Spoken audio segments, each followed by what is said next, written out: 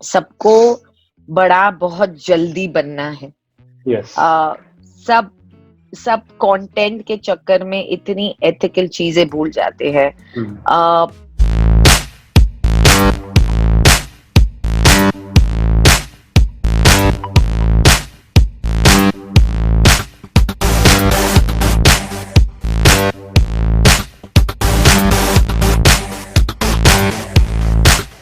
नमस्कार दोस्तों, मेरा नाम है अजय श्रीवास्तव और आप देख रहे हैं आर्टिस्ट नामा का स्पेशल शो आर्टिस्ट नगरी। आर्टिस्ट नगरी एक ऐसा प्लेटफॉर्म है जहां हम डिफरेंट डिफरेंट फील्ड के आर्टिस्ट से मुलाकात करते हैं और उनकी फील्ड के बारे में कुछ जानने की कोशिश करते हैं। और वैसे ही आज जो आर्टिस्ट हमारे साथ जुड़ी हैं, आई डोंट थिंक सो कि उनको किसी इंट्रोडक्शन की जरूरत है। मैं उनको बोलता हूँ स्ट्रीट फोटोग्राफर की देवी सोनाली देवनानी। हेलो सोनाली मैम, कैसे हैं आप? मैं बिल्कुल ठीक, थैंक यू। आपने तो देवी बना दिया मुझे, पर ऐसे कुछ नहीं है, बस फोटोग्राफी का शौक है, जैसे आप सब लोगों को होगा। सोनाली मैम, आपका लॉकडाउन कैसे जा रहा है? लॉकडाउन काफी समय चला गया है, अब ऐसे लग रहा है कि कुछ कर नहीं सकते ज्यादा, क्योंकि कैमरा के साथ जगह जगह घूमना जो हम करते थे, अब वो बिल्कुल ही मुश्किल हो चुका है। इनफैक्ट अपने आस पास भी जाना मुश्किल हो गया है। बट हम ट्राई कर रहे हैं, जो बहुत पुरानी अपनी फोटोज जो खींची गई है उनको वापस देखने में, कुछ एडिटिंग स्किल्स अपनी रिफाइन करने में। बोलते हैं कि सीखना कभी बंद नहीं होना चाहिए। Yes. It's a journey and हम उसी पे चल रहे हैं, तो बस वेट कर रहे हैं कि कब वापस अपनी कैमरा के साथ हम जा सकेंगे। सो मैम, अगर स्ट्रीट फोटोग्राफी की बात करें तो मैम आपने कहाँ से स्टार्ट किया था और आपको कब लगा कि that I really want to do this? Street photography मैंने अबाउट 6 साल पहले आई थिंक शुरू किया था। और मेरी पहली ट्रिप, मैं पहली बार एक एज अ स्टूडेंट किसी के फोटोग्राफी टूर में गई थी। और वो मेंटोर थे, इज एन इंग्लिश फोटोग्राफर, मैं इंडियन थी और उनके साथ मैं इंडिया देख रही थी। काफी एक फनी सा एक्सपीरियंस था कि मैं खुद की देश को एक अंग्रेज फोटोग्राफर अंग्रेज। हुज अ मेंटोर उसके साथ घूम रही हूँ। पर Jodhpur was my first trip जहाँ पे मैं एक फोटोग्राफी टूर पे गई और मैंने देखा कि वहां पे क्या होता है, कैसे होता है, मतलब ये जो ट्रैवल फोटोग्राफी है वो क्या है। हम कौन सी जगहों को ढूंढ ढूंढ के रिसर्च करके वहां पे जाते हैं और लाइट के हिसाब से शूट करते हैं और कितना समय एक एक चीज को देते हैं। तो वो मेरा एक फर्स्ट एक्सपीरियंस था जो अबाउट 6-7 साल पहले शुरू किया गया। और उसके बाद से बस मतलब रुकना नहीं आया, ऐसे समझ लीजिए। फिर तो बहुत बहुत सारा ट्रैवल हो गया। बट या that was my first experience. Ma'am आपको कब लगा कि दैट कि यही करना है आगे जाके अभी?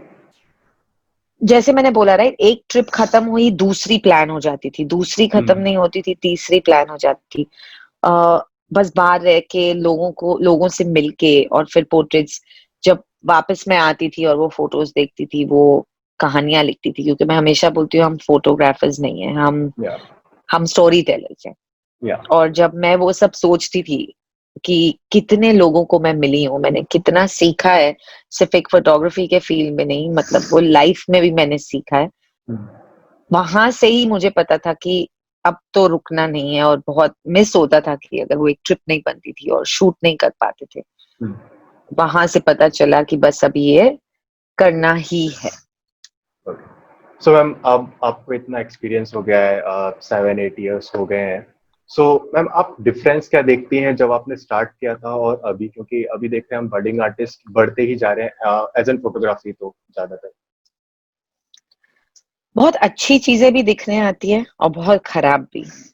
जैसे अच्छी चीजों में मैं बता सकती हूँ कि अब इतना बढ़ावा देते हैं फोटोग्राफी को। 7-8 साल पहले फोटोग्राफी को इस नजरिए से कोई नहीं देखता था, ना आपके पेरेंट्स देखते थे, ना आपके मतलब आपकी जो फैमिली होती थी वो खुद थोड़ी नर्वस हो जाती होगी अगर आप बोलोगे कि मैं एजुकेशन छोड़ के फोटोग्राफर बनना हूँ।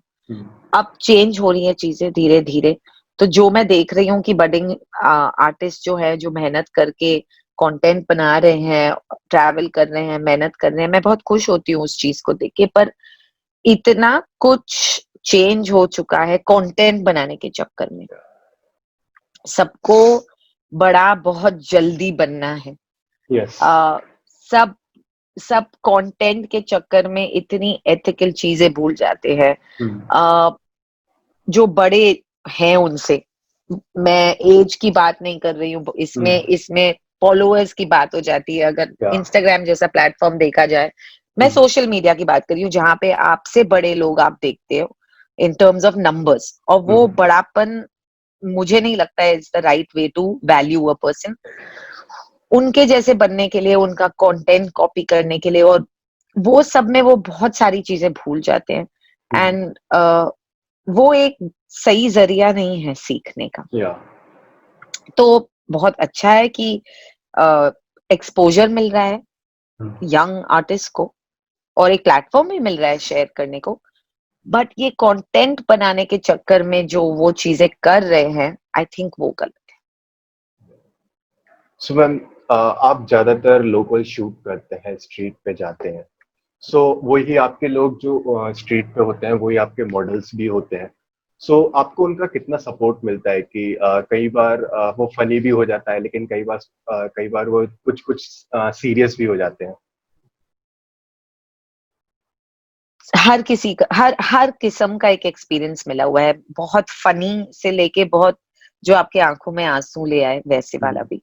और उनके सपोर्ट के बगैर मैं क्लिक नहीं कर पाऊंगी, वो तो पक्की बात है, क्योंकि वो मेरे मॉडल है। जैसे आपने बोला, मॉडल अगर अग्री नहीं करेगा और अगर सपोर्ट और कोऑपरेट नहीं करेगा, तो आपका फोटो बनना नहीं है। तो फनी एक्सपीरियंसेस तो, और कभी कभी तो ऐसे भी होता है कि वो जब नहीं मान रहे हैं तो डंडा लेके पीछे भागते भी हैं कि आप अब ये फोटो नहीं खींच सकते हो, या तो मेरी फोटो डिलीट करो। और इमोशनल एक्सपीरियंसेस बहुत सारे हुए हैं, जहाँ पे कोई मेरे से बात कर रहा है और सडनली उनको अपने कोई बेटी की याद आ गई, जो अब उनके साथ नहीं है, जो शायद पास अवे हो गई है, और उनका रोना शुरू हो जाता है। तो बहुत बहुत बहुत सारे एक्सपीरियंसेस होते हैं। पर एक बात है कि ये जो डरावने वाले एक्सपीरियंसेस और ये मारने वाले एक्सपीरियंसेस हमेशा कम ही होते हैं, और अच्छी वाली बातों के एक्सपीरियंसेस ज्यादा। सो मैम, आप एक ट्रैवलर हैं, आप अलग अलग लोकेशंस पे जाते हैं, अब्रॉड जाते हैं, इंडिया में भी काफी शूट करते हैं। So as an female photographer आपको क्या क्या लिमिटेशंस लगती हैं और आप उनसे ओवरकम कैसे करते हैं? एज अ फीमेल फोटोग्राफर पहली चीज तो होती है सेफ्टी। आपकी फैमिली, अगर आप कहीं जा रहे हैं, आपकी फैमिली पहले बोलेगी कि आर यू श्योर वहां पे आप सेफ होने वाले हो। तो एक सेफ्टी का इशू हमेशा से रहता है। कुंभ मेले में जाने तक, मतलब मुझे साल निकल गए, मैं कुंभ मेले अब लास्ट ईयर गई थी। यही बात होती है, मैं अभी छत्तीसगढ़ गई थी अकेले। यही एक सबसे मेन इशू रहता है कि क्या हम सेफ हैं। और आई थिंक स्लोली वो चीज चेंज हो रही है, पूरा कॉन्सेप्ट चेंज हो रहा है। सोसाइटी जिस तरह देखती है लड़कियों को जब वो अकेले ट्रैवल कर रही है, वो चीज बदल रही है। और जैसे ही ये सब दूसरे एलिमेंट्स बदलेंगे, तो हम, I think as a woman you will feel safe, I will feel safe. तो ये ऐसे ही है। बट मैं नहीं बोलती हूँ कि मुझे और कोई भी चैलेंजेस है एज अ फीमेल फोटोग्राफर जिनको मैं नोट डाउन कर सकूं। ऑब्वियसली एक सोसाइटी हमारी जैसे हमें देखती है, हम जैसे बोलते हैं while in Rome be Roman. तो जब हम शूट कर रहे हैं कोई ट्रेडिशनल और कल्चरल प्लेस पे, तो जिस तरह हम अपना पहनावा, अपनी ड्रेसिंग उस हिसाब से रखें, और उस कल्चर और उस ट्रेडिशन को रिस्पेक्ट करते हुए हम जाएं, हमें कोई प्रॉब्लम नहीं होता है, even though we are females.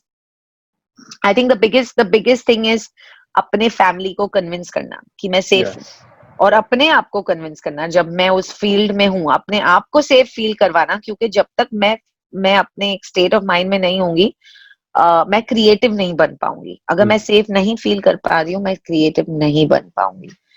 बस उतने तक ही होता है as a solo female traveller. So मतलब सेफ्टी, सब सिर्फ सेफ्टी एक पॉइंट रहता है, बाकी तो सब ठीक है।